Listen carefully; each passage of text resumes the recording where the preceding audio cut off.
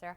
All right, joining me now is retired U.S. Army Major Mike Lyons to discuss some of this. All right, this is the map. Obviously, you've got Lebanon and Israel, two very small countries, but boy, a lot of firepower in both of them. This is where we are seeing the strikes happen, mostly here where we know that there is a large amount of Hezbollah and its leadership. But we've just gotten this happen today, Beirut being hit. Why do you think they went after Beirut? What is there? They said it was a targeted strike, and we can sort of extrapolate that as to what that means. You know, well, Sarah, if this was the United States, 1,600 strikes like this would be called shock and awe. This would be the beginning of this ground campaign that they look like they might launch or not. But I think the target up in Beirut is clearly Hezbollah leadership, is what they've said as what they did from last week, trying to take out the leaders there, trying to take out the rank and file.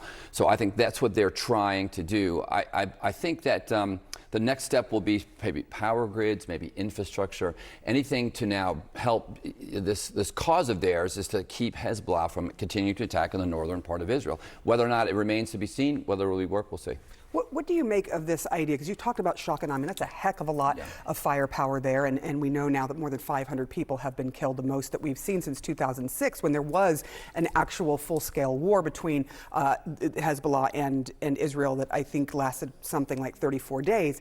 So when you look at what they're doing, it's trying to escalate in order to de-escalate. What do you think of that strategy? Well, the United States is not for it. I think it's actually a good idea given what the situation is on the ground right now, and here's why.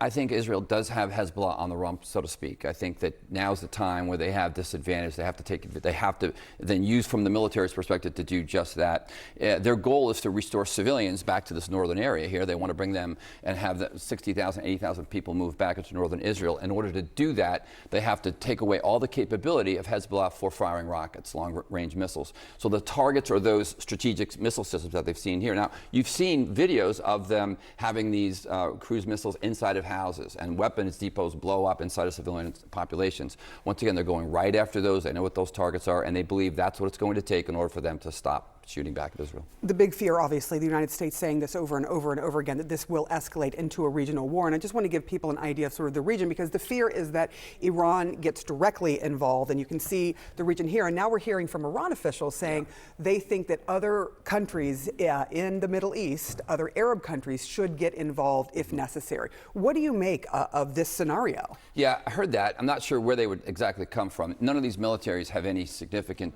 impact on the ground right now. Egypt obviously won't do anything inside of Syria. They have no capability. Jordan as well. Jordan as well.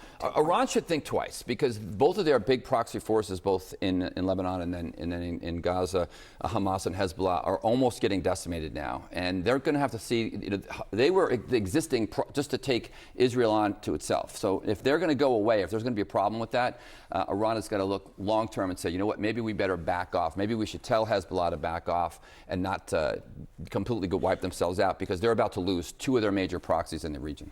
Yeah, there's a lot going on, and obviously the UNGA is going on right now. We're going to have you stick around as you see what is happening there, and President Biden expected to speak. Major Mike Lyons, thank you so much. Now to John.